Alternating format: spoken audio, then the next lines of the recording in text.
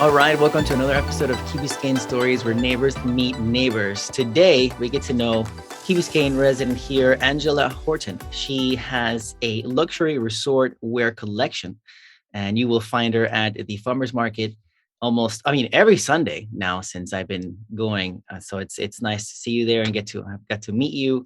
So I'm glad to have you on the show, Angela. How are you doing today? I'm good. I'm good. Thank you, Alex, for inviting me to come and share my story with you. I look forward to it. Let's dive right in. So, what was the inspiration behind your collection?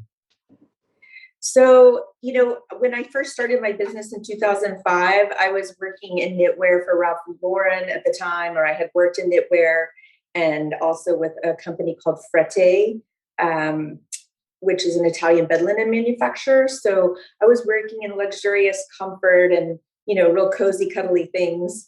And so I got this idea that there was something missing in hospitality, in the hospitality market, which was blankets, because everybody had gone to duvet covers, but they needed throws. And so I was like, you know what, I'm going to start my own collection of cashmere. So I went to Hong Kong and started sourcing knitwear, and it evolved from a blanket to a cape to a coat, and now I'm evolving even more, or I guess rebranding, reinventing myself. I've always kind of been a chameleon all my life, so I decided when I moved to Florida, which I was already doing some of the whites and things in the Hamptons in the summers, selling the swimwear and the whites. So I'm really just kind of continuing, or working on a different level with resort wear. But when I was developing the brand, it really evolved, honestly, into knitwear being sort of the specialty of it, and even now, knitwear being active and swimwear.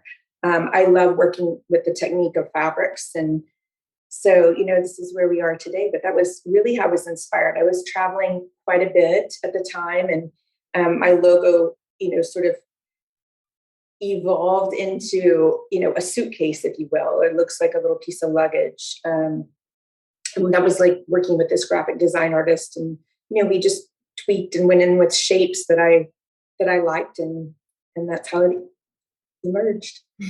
Cool. Tell us a little bit about Hong Kong. It's always nice to see how people travel. I have a cousin in Peru who also has her own. For a moment, she had a little line wear as well, and then she came to Miami to source for products and New York. But how was your Hong Kong experience? Well, I love Hong Kong. I've been there a couple of times, and I have to say it's a fascinating city. I mean, it's unreal, and they're light years ahead of us in a lot of ways, and their currency and everything, and the way that things are working in over there are completely different than here. But my first experience wasn't as good as my second one. I think because I didn't really understand how everything was working. I was a little, and my sister-in-law had gone with me to source, and we were flying into little towns like Ningbo, out, places that were not exactly like, it was a little rough around the edges. Yeah. But I've always been fascinated with the architecture there and the design aspect. So it was really an amazing experience for me. The food is, I love the food, but over there, I wasn't really trusting much. Let's just say I had a lot of protein bars because I was a little worried of the food. But It was the second time around was a completely different. And I think it's just comes with, maturity, with the space between, when you start your company and as you evolve, what goes on. But I had a great agent I was working with, and it worked out really well for me to work with them. And, I was doing everything wrong in the beginning, honestly. I mean, it's kind of crazy because I was literally drop shipping out of a box to Neiman Marcus, which is not the way you're supposed to do it. I learned a lot of lessons the hard way. I've learned a lot of lessons for others and for myself. But that was my experience in Hong Kong. I love the peninsula. I love that hotel. Well, that's how we grow, right? By learning sometimes, as they call it, when I first started, the school of hard knocks, because you get like bing boom, and then that's how we learn. But awesome. Hong Kong must have been awesome. So where can we currently find your products? So right now, my business model, has really changed. I think most, now that we have immersed into maybe this sort of fourth and fifth dimension of this world that we're in, I think retail modules are really taking on a different form, if you will. And we're looking at more of a pop-up dynamic, if you will. So that's what I've been doing since I got here is, I have a real affection for this market here because it really offers everything that you need. And the community is unreal. I mean, I've done them in Palm Beach since I got here. I've done them, Mary Brickell is a great neighborhood as well, a little bit younger. But this is a really refined island, and there's a lot of really incredible layers here that you wouldn't even imagine. I think a lot of people don't even know that. And one thing I think that makes me feel comfortable is it's sort of like I found this little, I don't know, Hamptons of Miami right here. It's very, it's very organic in every way. And I've kind of left the scene of climbing, and I feel like with all the nature, I've really been able to align myself. I can get off course here and there, kind of fall off, but I really feel like this is a super inspiring place to be. So how does the future look like for you and your business? So, well, the future looks really bright, actually. I think there's a lot of things on the horizon. I'm working on a business plan, very concise, sort of deep and narrow in swimwear. And cover-ups. And I am working with Columbia, which is a very exciting step. We're doing all handmade stuff. So it's, going to be about 6-8 months from now. But that's giving me time to really get on the back end of this in terms of operating, because I really have grown exponentially actually in the last year and a half just through Instagram. So we're using, my Shopify, which we took all the cashmere down, and now we're going to be implementing all of the new things.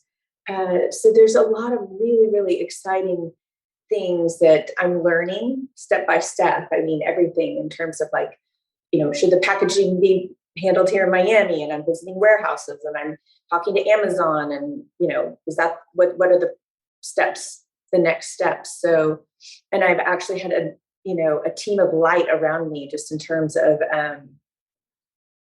the support that I need, that have really come forward. The minute you open your mouth here, I feel people are really, really embracing, and, you need to go meet with this girl in Doral, and you need to go meet with, just to see if maybe I can find the pillars that I need to really have the legs to move forward in a big way, not just people screenshotting on Instagram and saying, I want this. Really doing it properly and having, everything intact. But it's amazing what I've done just with people sending me screenshots. Like, we love what you're doing. And I don't just want this dress, I want this shoe and bag and sunglass. And so the whole 9 yards, which is fabulous. And Saks Fifth Avenue has been really a great platform as well. And I'm really grateful to have had that sort of camaraderie between New York and Florida. There's a good marriage there. So. Talking about New York and Florida, you came down from New York down to South Florida. So that must have been an interesting journey. And then you ended up here in Key Biscayne. Can you tell us a little bit of that journey? Yeah. I think, it's been really relatively smooth considering culturally it is very different. Although culturally, because we're on an island, but, being 15 minutes from Brickell makes it a really nice transition from New York, because it is very much like New York. And I feel like there's a pace that's going on in Miami that, obviously with 600 people moving here a day, it's a lot. So I think there's such a juxtapose going on that you don't feel like you really left that. There are so many New Yorkers here.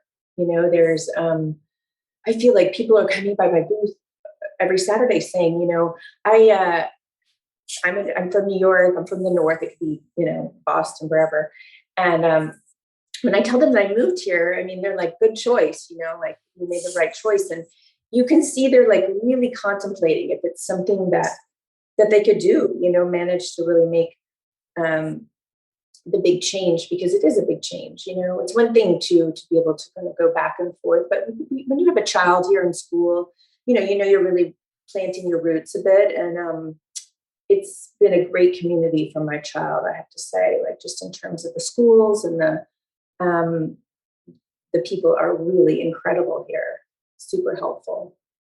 So that part, I have to say, has been really good. I mean, we're still obviously have little kinks where we, it didn't really happen until spring because we were just going, and it was busy season. But I began to see like these pictures of the tulips in Central Park, and I was like, oh, I kind of miss it, like you have these little moments. But that's nothing that like a trip couldn't take care of, and then to come back to the glory of this ocean all around me, and what this place is offering at this stage in my life. It's one thing when you're in your 20s and 30s and you're single and having fun.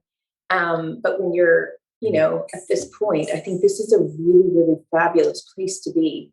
So going back to your designs, what is your favorite part of the process of designing a product or a line?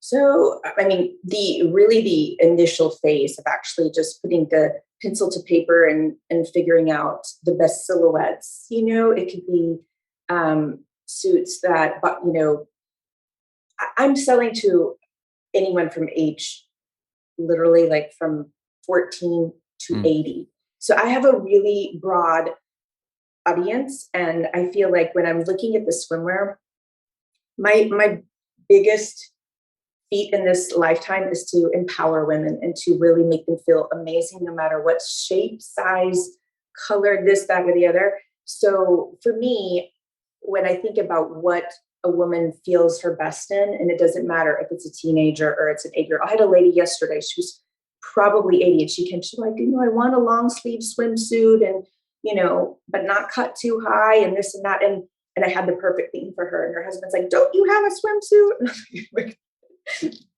Super cute. She's like, yeah, but I'm going to start swimming. And I'm thinking, oh my God, I love this little woman.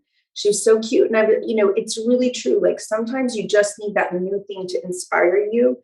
And it doesn't matter what age you are. And I really feel like this is my calling in life, is to inspire from a teenager to a woman in their 80s to really, really have be at their best, to feel their best, and to have self-love. So I think that's the beginning, initial stages of like finding the best silhouettes that work.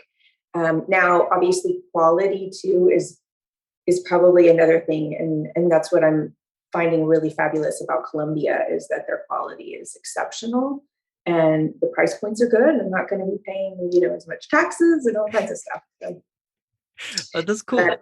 I love every process, honestly, but my favorite part is choosing the beginning part, probably the colors too, because I love color.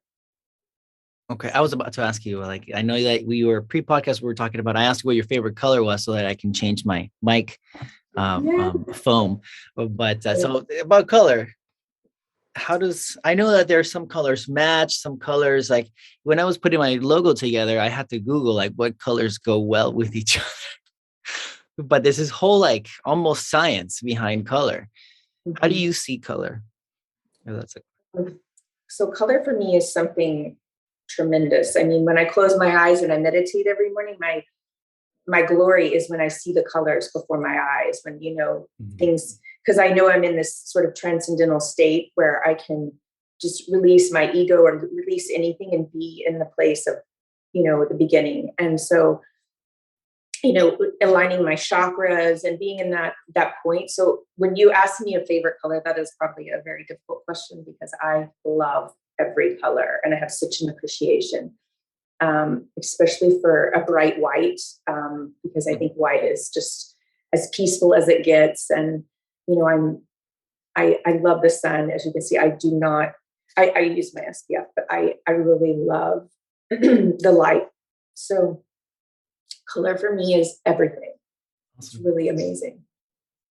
So let me ask you about a little bit about Key Biscayne. Now that we know you came down from New York, you're enjoying the farmers market, you have your family here. What are some of the things you've found that you like about the Key so far? Mm.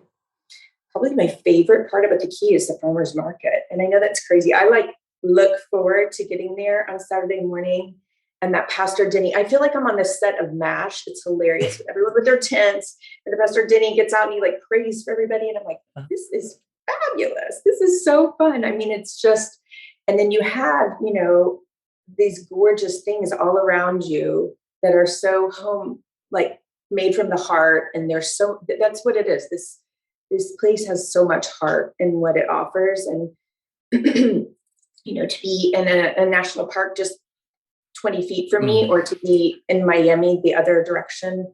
I think it's absolutely as good as it gets. I don't know how it could get much better. It's really heavenly here.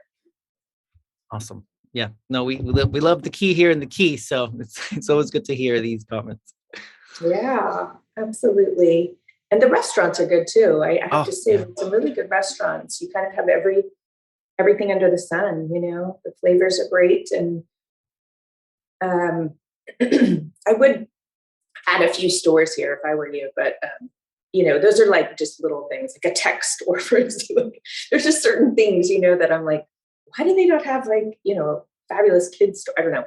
So they're little things, but they're so not important in the big scheme of things. You really have everything you need here. So Angela, I know that we're running out of time. I have one more question for you. I know that you mentioned you like to empower women with your designs, and you're also an entrepreneur. So what would you say to women that want to start their own businesses and want to start on the journey? How would you recommend, or any empowering words to get started? Because I know that sometimes that's a struggle. The struggle is taking that leap, right? Mhm. What would It's you so say? true. Yeah, I think, the biggest thing for girls and for women at any age, you can start anything you want at any age. So if you're feeling something in your heart that, moves you, that really can bring out the best in you, I think this is the key is to get to what really makes your heart sing. Fashion is a labor of love, and it's a lot of work. So I always say, unless you really, really, really um, love something, you're not going to put your heart into it. So you have to make sure that if you love, home decor, or if you love art, whatever it is, if it's photography, if it's, interviewing people, it has to be what really makes it's that you're passionate about. Because if you're not passionate about it, you're not gonna succeed. Like that's the bottom goal, is to have longevity and to really sustain something. It has to really be it, you embody it. So I think it's starting from a place of that, whether it's you make a vision board of what it is that really um, that works for you, whether it's becoming the best swimmer, or becoming whatever it is in anything, any business, could be you have a thing for a cleaners. You want to start a cleaners because your parents have it, but um, maybe also not always doing things that are expected from family, or everybody's going to have their opinion on what people should do these days, and there are so many different opportunities that if you just knock and you try and you go, a lot of times you find that this opens the door for you. Don't pay attention to every single sign. That's another thing too. I think a lot of times we overlook things that are right in front of us sometimes. um, and someone could be saying something to you that really triggers, and the minute you open your eyes and your ears to that, things really can take off. So Mhm. pay attention to the things around you. I think it's really important. That's fair. I like that. And one more question. From idea to actual concept, I think that's also like a big gap that entrepreneurs create for themselves, like a big wall. But once they step over it, it's not as bad as they originally seemed. Would you could you identify with that? Maybe when you were Yeah. thinking about the idea and then actually making it a reality was not as hard as it may have seemed at first. Yeah. The one thing that it's hard for creative, I think, people is to sometimes not put all the ideas down and execute in the order. I think if you're able to have, I've always been lucky enough to have people that have worked beside me that have come to fruition that can help me articulate everything that's going on in this crazy brain. So I think sometimes just being able to sit down and organize first step first. Um, Once you take order, things take off. Mm. It's very it's like you said, it's much easier once you take action. Once you put it down on paper and you just start checking off what needs to happen. Awesome. So, and there you have it. Boom, voila, you have what you need. So, Mhm.